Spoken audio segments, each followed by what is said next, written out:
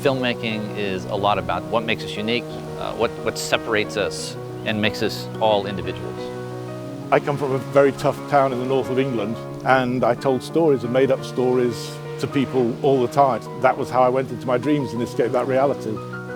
It's the closest thing to having a memory that's a vivid memory. It just captures human emotion unlike anything else on this planet.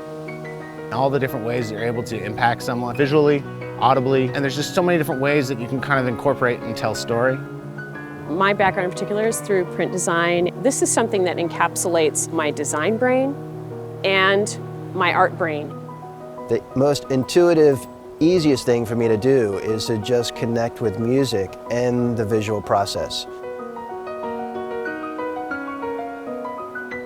I'm really grateful to be able to take my experience as a drummer into the editing suite. Knowing how to pace something and being comfortable with the spaces between the beats, between the notes, as well as the spaces between the cuts. It's all about timing, right?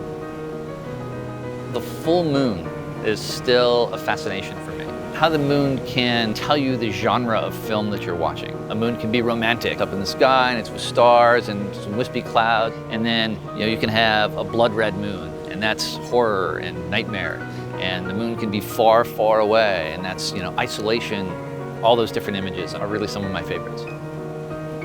Branded film is a chance to change how video is used in marketing. People are sophisticated now. We're just not going to buy something because you tell me it's cool. We're introducing into this sort of cultural consciousness a different idea of storytelling in a way that filmmakers of the past just didn't have the luxury of doing. It is such an amazingly exciting time right now. The walls are really breaking down between what an independent filmmaker can do and what big budget Hollywood can do. Because the tools really have become democratized and they're available to everyone.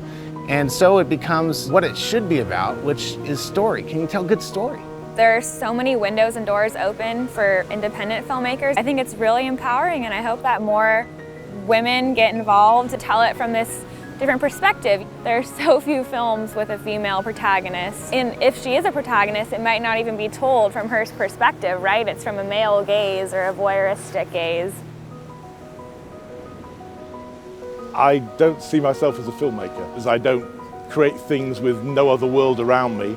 I use people to tell a story, and Santa Cruz is full of the weirdest, freakiest mixed selection of people you will ever find anywhere in the world. It's a town that celebrates being crazy, and that's fabulous.